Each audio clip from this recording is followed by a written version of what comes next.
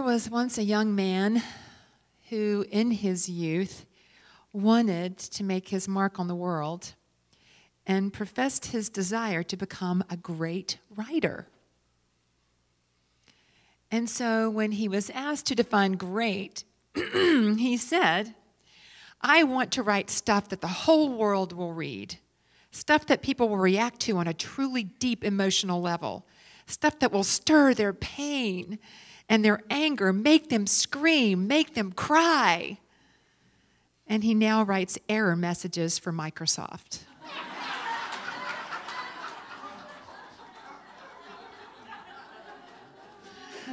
Have you ever received one of those? Yes.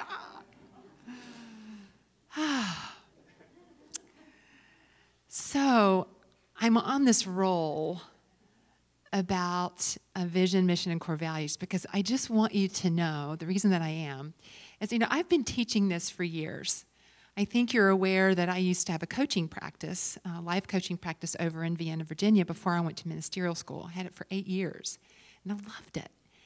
And one of the things that I did with folks was frequently support them in creating a vision for their life.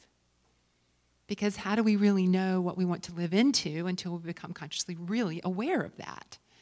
And it was very fun to work with people in that way. And as a result of that, they would get in touch with their core values and they'd get in touch with their actions they wanted to be in. And so here we are as a spiritual community, and it's such an exciting time because the vision, mission, and core values that we've had for several years have served us so well.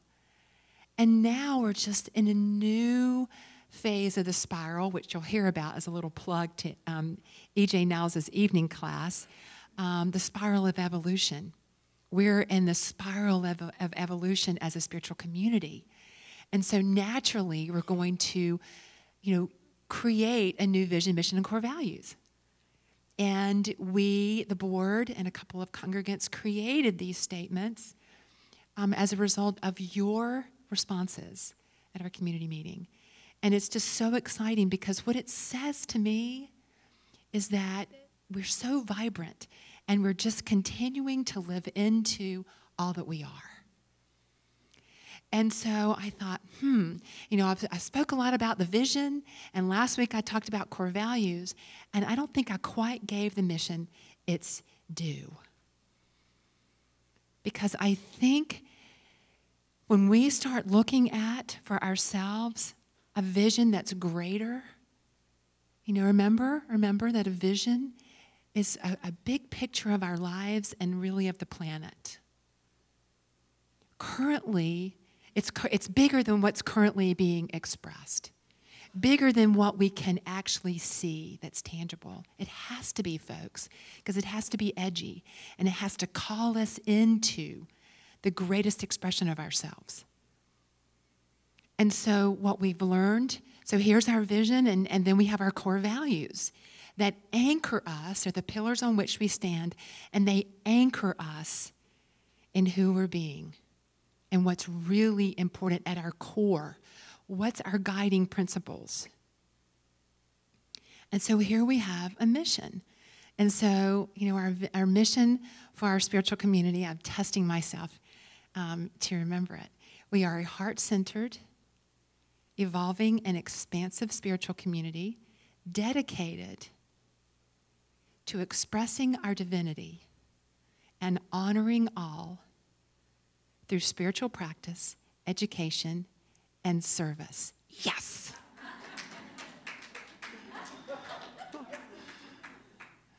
Okay, so this is our spiritual community's new mission.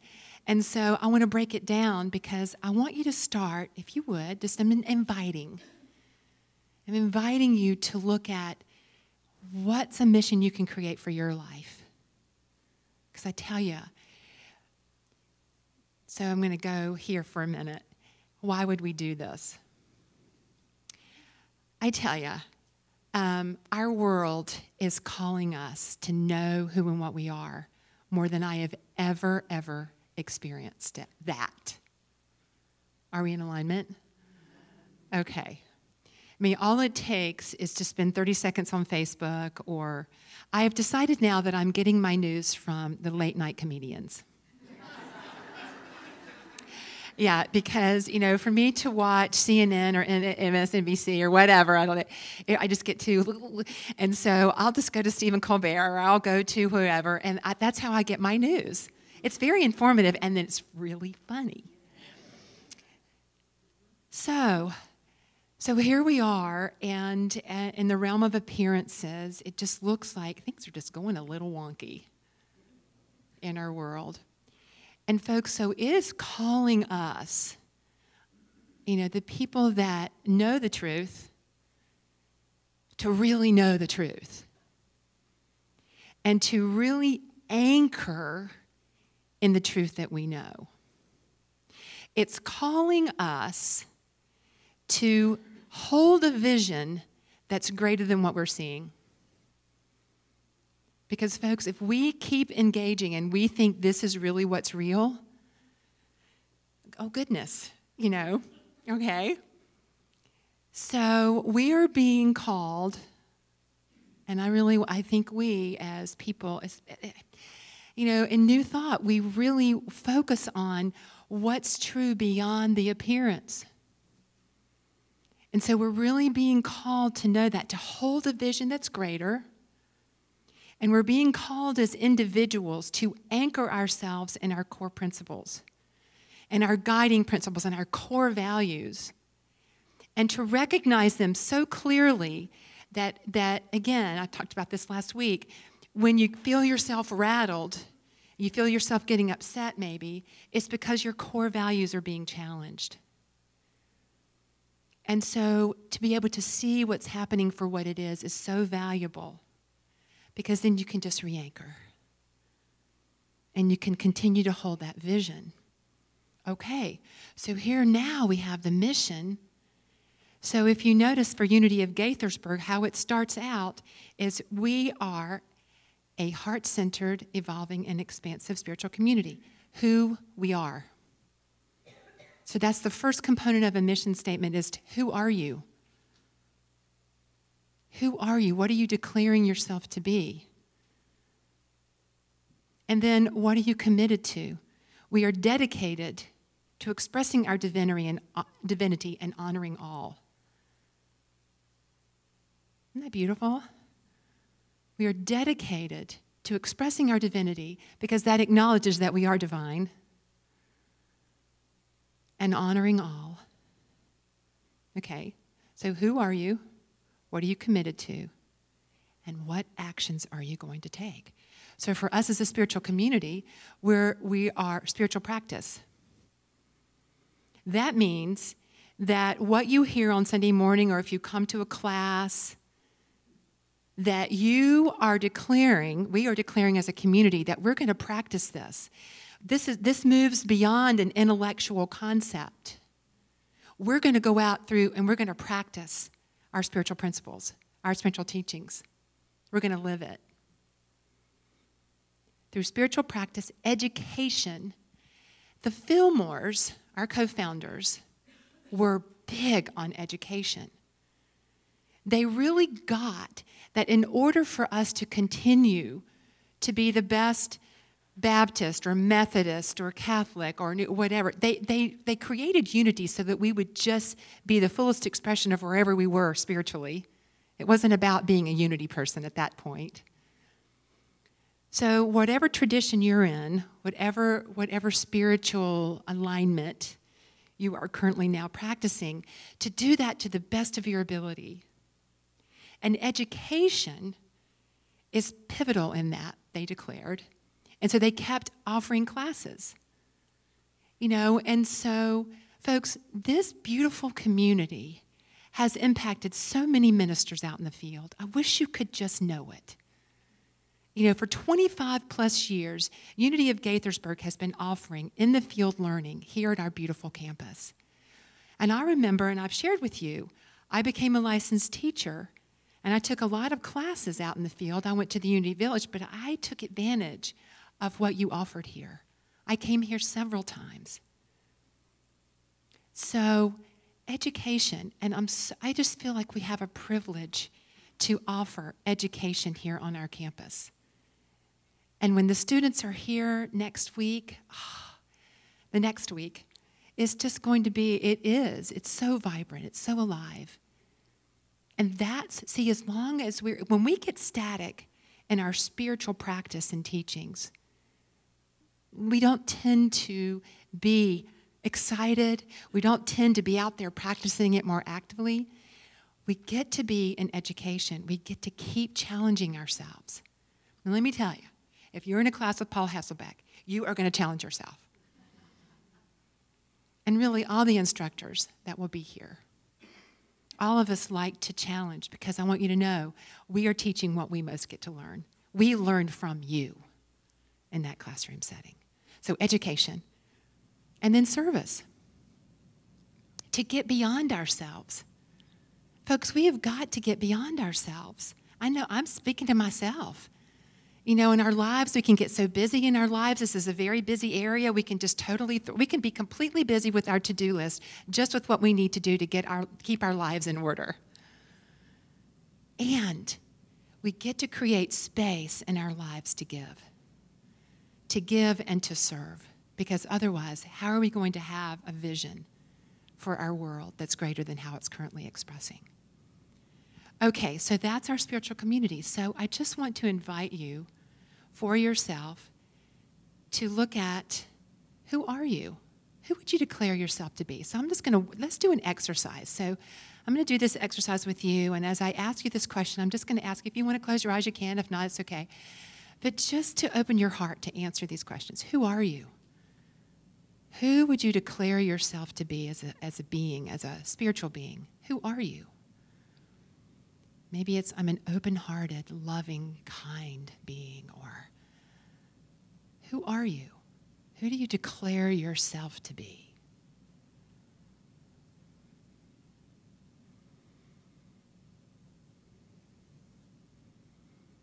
And what are you committed to? What are you committed to?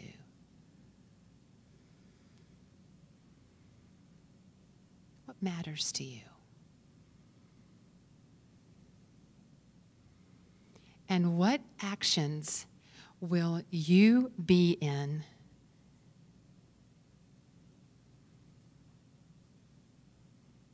to unfold that?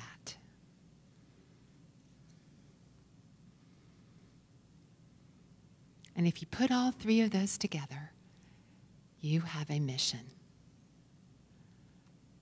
So just take a deep breath. And I just want to share mine with you, just because I want to do that. I have a global vision and a personal vision, and my global vision is together we co-create a world that works for all. Together we co-create a world that works for all. And my personal vision is I live knowing the divinity of myself and others each and every day. And let me tell you, does that call me up? Because I first have to acknowledge that I'm divine, and then I get to acknowledge that every person in my path is divine. Even the people that cut me off in traffic or go 25 miles an hour on Clopper Road. Anyway. Okay, and so my core values are prayer and discernment, joy, community, integrity, abundance, and gratitude. My mission is I am a loving, joyful, mindful spiritual being, committed to claiming and expressing the divinity I am, through honoring my discernment, allowing joy to be my compass, and serving from the oneness that is. Thank you. Well, I just created that. I want you to know that I'm working with it too. And I had something, and then as a result of creating this message today, I thought, it's time for me to change mine. So, our mission supports our vision in unfolding, the big vision.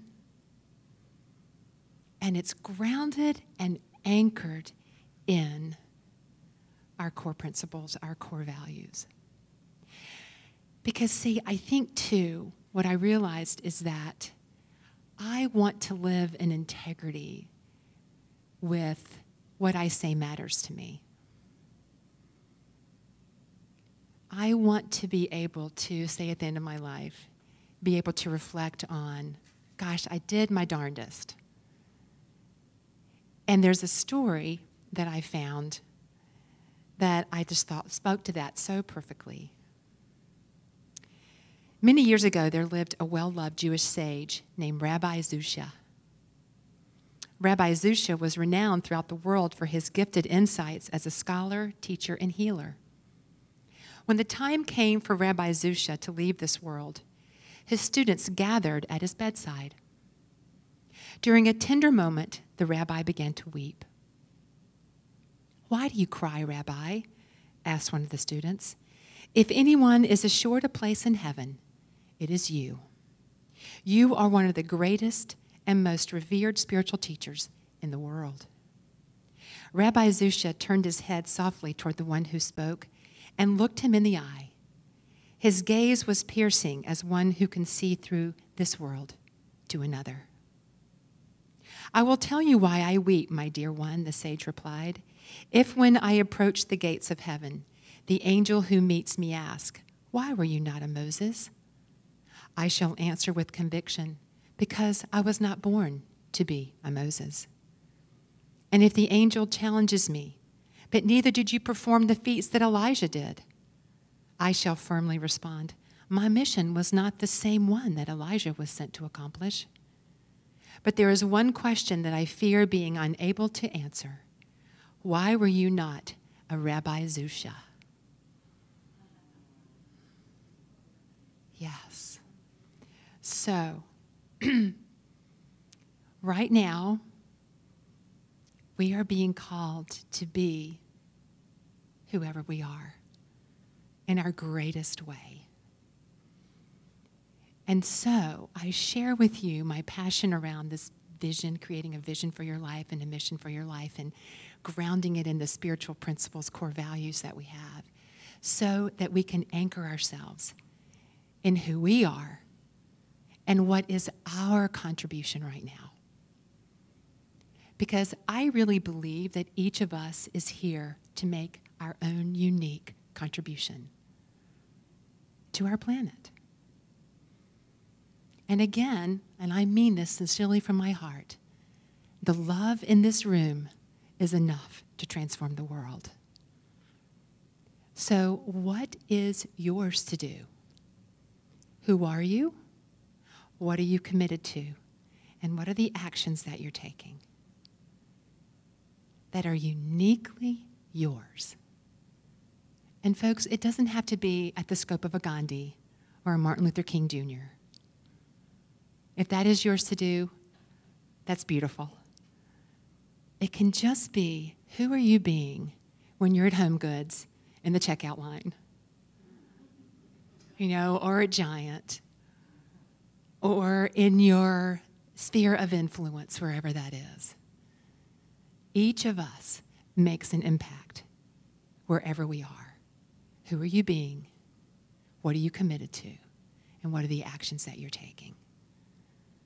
So I just invite you this week to just be in this discernment, to check in with what your vision is, to check in with what your core values are, and who are you? What are you really committed to? And what are the actions that you're taking? So that we can live in integrity with what we are here to contribute. Are you yes? Yes.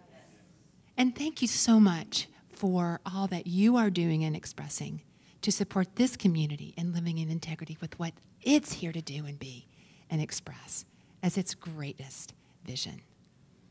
So let's affirm together. As I know who I am, what I am committed to, and the actions I am taking to unfold that intention, I live in integrity with what I am here to contribute. I make a difference. And so it is.